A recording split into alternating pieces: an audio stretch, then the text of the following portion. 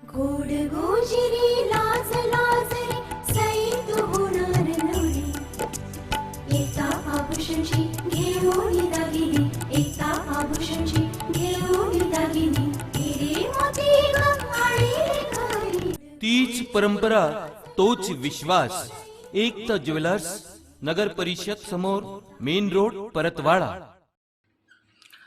अचलपूर पंचायत समितीची वार्षिक आमसभा गुरुवार 8 फेब्रुवारी रोजी आयोजित करण्यात आली असता या आमसभेला तिन्ही मतदारसंघाचे आमदार उपस्थित असणे अपेक्षित होते। मात्र या सभेत दर्यापूरचे आमदार बळवंत वानकडे पोहोचलेच नाहीत, तर अचलपूरचे आमदार पोहोचले तर सभेचा समारोप झाला होता। संपूर्ण सभा मेळघाटचे आमदार राजकुमार पटेल यांच्या अध्यक्षतेखाली संपन्न झाली असता तालुक्यातील बहुतांश ग्रामस्थांनी पाणी, घरकुल, विद्युत, रस्ते, शिक्षण, बांधकाम व आरोग्यांच्या समस्यांचा जणू पाडाच वाचला।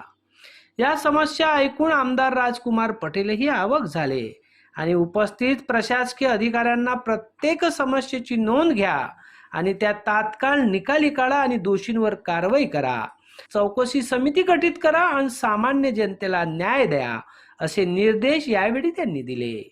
अचलपूर पंचायत समितीच्या प्रांगणात आयोजित करण्यात आलेल्या वार्षिक आमसभेला आमदार राजकुमार पटेल, अचलपूर कृषी उत्पन्न बाजार समितीचे सभापती राजेंद्र गोरले, देवगाव ग्रामपंचायतची माजी सरपंच गजानन येवले, उपविभागीय अधिकारी बळवंत अरखराव, तहसीलदार डॉक्टर संजय गरकल, गटविकास अधिकारी सुधीर अरबट, ठाणेदार शिवहरी सरोदे व पंचायत सिंचन मजिप्रा व विद्युत वितरण कंपनीचे अधिकारी व विभाग प्रमुख या बैठकीला प्रामुख्याने उपस्थित होते। या बैठकीत उपातखेडा, बेलखेडा, हनवतखेडा, मल्हारा, वाघडो, पांढरी काकडा, गौरखेडा, कुंभी, निमदरी, गोंड, वाघवली, एकलासपूर, येसुर्णा, बोपापूर, बोर्डी येथील सरपंचांनी विविध समस्या प्रामुख्याने मांडल्यात। या बैठकीत विविध समस्यांवर चर्चा झाली असता नरेंद्र पडोडे यांनी शालेय पोषण आहार व बांधकाम विभागातील कामकाजावरही आक्षेप नोंदविला। या बैठकीनंतर बच्चू कडू येणार अशी प्रत्येकाला आशा होती। ग्रामसभेत नागरिकांनी विविध समस्या उपस्थित केल्या। यावेळी आमदार बच्चू कडू हजर राहतील व समस्या ऐकून घेतील, त्या निकाली काढतील व दोषी अधिकाऱ्यांना फटकारतील या आशेने बहुतांश कार्यकर्ते, ग्रामस्थ, सरपंच, उपसरपंच आमदार बच्चू कडू यांची प्रतीक्षा करत होते। आता येणार, थोड्या वेळात येणार अशी बतावणी केल्या जात होती। त्यामुळे राजकुमार पटेलही बच्चू कडू येणार म्हणून सभेचे कामकाज पुढे ढकलत होते। अखेर राजकुमार पटेल अध्यक्षीय भाषणासाठी उठले तरी सुद्धा बच्चू कडू पोहोचले नाही। या चिंतेतून त्यांनी त्यांचे शिवसहायक छोटू यास इशारा करत आपले भाषण आटोपते घेतात सभा संपवण्यात काही क्षणातच आमदार बच्चू कडू यांची पंचायत समितीच्या प्रवेशद्वारावर एंट्री झाली आणि अनेकांनी प्रवेशद्वारावरच आपला समस्या कथन केल्या। अधिकारी व कर्मचाऱ्यांनी मात्र भाऊ उशिरा आल्याचा मनोमनी आनंद व्यक्त केला, तर ग्रामस्थांनी मात्र निराशा व्यक्त केली। सानुखानसह जितेंद्र रोडे, अध्ययन समाचार लाईव्ह, परतवाडा। नियुक्ती आपण केली आहे काय? त्या मुलांचं नुकसान होऊन राहिलं,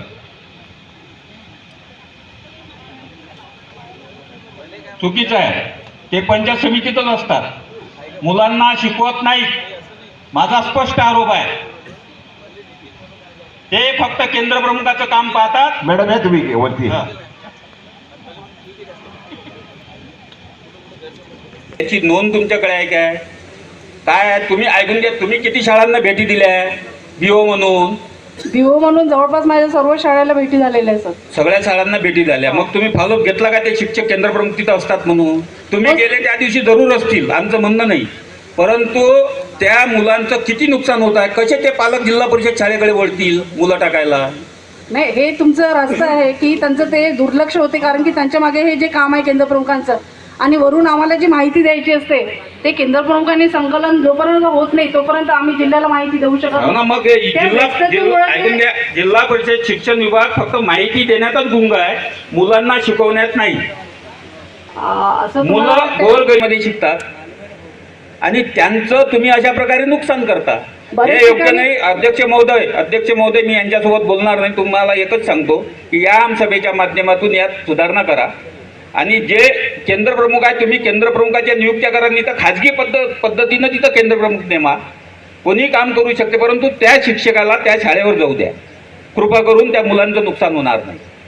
नाहीये. तर आपले जे पात्र मुख्याध्यापक आणि तो शिक्षक पदवीधर शिक्षक. जे पदवीधर शिक्षक आहे हा. त्यांना केंद्र प्रमुख म्हणून नेमा आणि सर तसं त्यांना फक्त पत्र- कामापुरता त्यांना पंचायत समिती बोलल्या आता पूर्ण वेळ त्यांना आणि शाळेत जाऊ द्या. एकाला 2 केंद्र द्या ना, तेवढे कमी होतील ना. शिक्षक शाळेवर जातील साहेब. सर तर होऊ झालं. मग एक केंद्र प्रमुख 2 विभागाचा कारभार पाहू शकत नाही का? एक केंद्र प्रमुखांना जर 2 केंद्र त्या मुलांचं खऱ्या अर्थानं नुकसान होत आहे. आमच्या ते 2 भावी पिढी तुमच्यामुळं आज डुबत आहे, याच्याकडे तुम्ही लक्ष द्या. ते तुमचं बरोबर आहे, पण शासनाने ते पद तुम्ही भरायला फक्त पाहिजे. शासन मागता तुमचा शिव कागद जमा करायला लावते म्हणून हे 8 लोक तुम्ही कामी लावले, 9 लोक, आणि या लोकांचं नुकसान करून राहिले विद्यार्थ्यांचं. हे तुमचं चुकीचं आहे. ही पद्धत तुम्ही बदलून टाका. चला, शिक्षण काय- विभाग आहे, शासनाचे प्रतिनिधी आहेत, ते त्या गोष्टी करतील, त्याच्यासाठी शिवशी बोलतील. ते तुम्ही पर्याय नाही हा विषय इथं काढू नका आमसभेत. प्रत्येक गोष्टीवर पर्याय असतात. पदभरती हाच त्याच्यावर मोठा पर्याय आहे सर. पदभरती ऐकून घ्या. पदभरती बरोबर आहे. आता एक विस्तार अधिकारी इथं नाही आहे, एक असूनही तो अमरावतीला नेला. त्यासाठी साहेबांनी सांगितले, तुम्हाला पत्र पण दिलेलं आहे आणि साहेबांचं बोलणं पण झालंय, पण त्यांनी तिथून इथे पाठवलं नाही. अध्यक्ष महोदय, शिक्षण विभागाच्या बाबतीत या तालुक्यात ढेपाळलेला कारभार आहे आणि तो कारभार खऱ्या अर्थानं सुधारला पाहिजे, जेणेकरून जिल्हा परिषदच्या शाळा पुढे जातील. एवढंच मी या संमेलनात सांगतो. आणि बरेच विषय माझ्याकडे या शिक्षण विभागाच्या बाबतीत आहे की मी आता बोलणार नाही, वेळ फार कमी आहे. म्हणून अध्यक्ष महोदय, मी त्याची इत्तुंबत माहिती तुम्हाला एक दिवस घरी आणून देईल. ठीक आहे. साजरे करतो त्यावेळेला महापुरुषांचे फोटो असले पाहिजे ना, त्यांना आपण मानवंदना दिली पाहिजे ना, दिली पाहिजे की नाही. हो. म्हणजे माझं एक मी साधारण व्यक्ती म्हणून म्हणत आहे, तुम्ही आमची कारण हे एक आहे जनता दरबार आहे. जनता दरबार म्हणून मी तशी वंचित बहुजन आघाडीची शहर प्रमुख आहे अचलपूर शहराची, पण सर मी हे म्हणून आली नाहीये. प्लीज मला कोणीही हे समजू नये. मी फक्त एक साधारण व्यक्ती म्हणून आली आहे, एक साधारण नागरिक म्हणून, साधारण व्यक्ती म्हणून आली आहे. तर म्हणून मला फक्त एकच म्हणणं आहे की ज्या वेळेला आपण संविधान आपण प्रजासत्ताक दिन मनवतो, त्यावेळेला आपण जे संविधान निर्माते आहे किंवा आपण गाडगे महाराज आहे, महात्मा गांधी आहे, यांचे फोटो ठेवतो ना, तर कांडली ग्रामपंचायतमध्ये एक प्रकार झाला सर. इथं जर कोणी LDO ऑफिसमधलं कोणी असेल तर त्यांना बोलवाल तर बरं होईल. हा, अरे सॉरी सर, मी त्या दिवशी मीच निवेदन निवेदन नाही, अभिनंदन केलं. पण आताच आले ना सर, सरांना माहिती नसेल हा प्रकार. सर आता आले ना, 2 दिवस झाले, सरांना माहिती नाही हा प्रकार. पण माहिती आहे का, आम्ही 26 जानेवारीला गांडली ग्रामपंचायतमध्ये ज्या ग्रामपंचायत सचिव आहे, ग्रामपंचायत ज्या सरपंच आहेत, या लोकांनी माहिती आहे काय, फक्त सर त्या दिवशी एक भारत मातेचा फोटो ठेवला.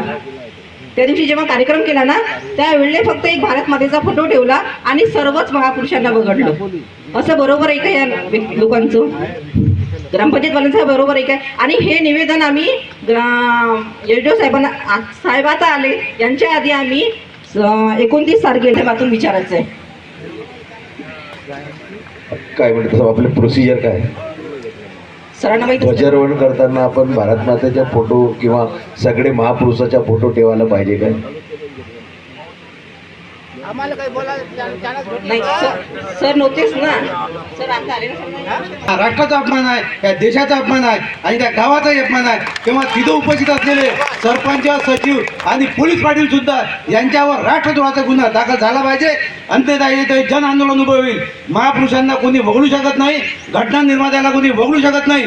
तेव्हा या सर्व जबाबदार लोकांना जबाबदार धरून त्यांच्यावर कारवाई झालीच पाहिजे, अशी आता या सर्व सभेच्या वतीने आम्ही मागणी करत आहे. LDO साहेब तुमचे निवेदन पाहून पुढची कारवाई करणार. सर आम्ही त्यांना त्या निवेदनाच्या मार्फत हे पण दिलं आहे की जर कधी तुमच्या मार्फत आम्हाला हे सांगायचं आहे की जर कधी याच्यावर जर काही कारवाई झाली नाही तर मग आम्हाला दोषी ठरवू नये सर. कृपा करून आम्हाला, म्हणजे जर कधी याच्यावर आता काही एकदा तुमचे निवेदन साहेबांना बघू द्या. त्या निवेदनात आपल्याला 10 दिवस झाले. काय करता येईल तो काढेल ना. सर तर आता आले ना, 10 दिवस झाले सर. अरे मग ते पुढच्या आता 10 दिवस आल्यानंतर 10 दिवसापूर्वी जे आहे म्हणूनच म्हणताय मी सरांना नाही म्हणत, कारण सर 2 दिवस झाले आले. असू द्या ना, मग ते आता आता त्यांना माहित नाही आहे. आपण सांगितलं ना, जो आम्ही या तारखेला निवेदन दिलेलं आहे, ठीक त्या आहे, सर. निवेदनात काय आहे, काय धन्यवाद. नाही, काय करता येईल, काय नाही ते करेल ना. अध्यक्ष महोदय, आमच्या आदिवासी ग्रामपंचायतच्या खेळा ग्रामपंचायतमध्ये 2 एकर शेत आहे.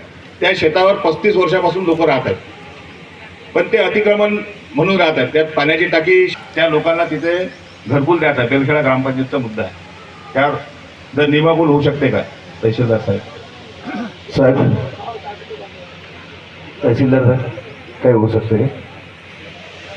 नाही नाही नाही, बोला तुम्ही, मी आहे आता सध्या चार्ज माझ्याकडे आहे. तर विषय असा आहे साहेब की पहिले तर एक तर जे एनटी मध्ये येणारे जे लोक आहेत त्या आता नवीन घरकुल आहे का ते मोदी साहेबाचं ते निवड ओबीसी मिळते, परंतु जो एनटी मध्ये बसणारा जो समाज आहे, धनगर समाज असेल, भोई समाज असेल, आणखी कोणते कोणते समाज आहे, या याचे गावात कामं चालू आहेत.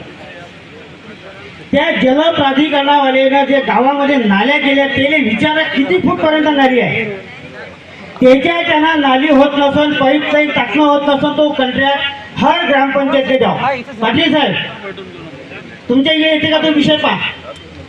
मी अमरावतीला सोळंके साहेबांना वारंवार फोन केले, परंतु फोन लागले नाही. पण मला एक म्हणायचं आहे तर तुमच्या पाईपलाईन फक्त 1 फूटवर आहे, जलप्राधिकरणाची पाईपलाईन 1 फूटवर आहे. जिल्हा परिषद शाळेवरून 11 केवीचे 11 केवीचे तार गेलेले आहेत आणि बाजूला एक मोठी डीपी पण आहे. त्याचा मुद्दा मी MSCBला मांडला होता, ते सँक्शन पण झालं, पण त्याच्यावर नियोजन होत नाही. MSCB इकडे, अरे एक ते सुंगर 20 लाख रुपए आज के तारीख में मिलता, सोमवार तक आ जाए. ठीक है ना सर, बहुत करेंगे, बिल्कुल प्रस्ताव देंगे हम. नहीं, कोई अगर मान लो कॉन्ट्रेक्टर है वो 20 लाख रुपए में 1 किलोमीटर रास्ता बताता, बना के देता, ऐसा कुछ होगा तो अपन अचलपुर पूरा अचलपुर शहर ग्रामीण पूरा कर लेता. जितने भी पार्टनर रहता खड़ी करा. ओके, ठीक है. नहीं, मैं यहाँ के बहुत सारे कॉन्ट्रेक्टर से मैंने कांटेक्ट किया कि मैंने बोला अपने को जो 15 मिनट तक काम करना है, बोले तुम है क्या, वो पूरा बजट बना लिया उन्होंने, कंप्यूटर सब देख लिया कितना बजट आता है, क्या आता है, कुछ भी नहीं बच रहा उनको. ठीक है, तुम्हारे पास में है अभी यहाँ पे सभी गांव के सरपंच वगैरह है, अगर जो कॉन्ट्रेक्टर है वो अगर बोलता होगा तो उनको मेरा मोबाइल नंबर दे दे, मेरे से बात करने लगा, अगले हफ्ते में काम शुरू कर देता. अपन पानी दे देते उसको, लेकिन फिर भी बारिश के टाइम में कुछ ना कुछ प्रॉब्लम आ ही जाता, और वैसे प्रॉब्लम आया.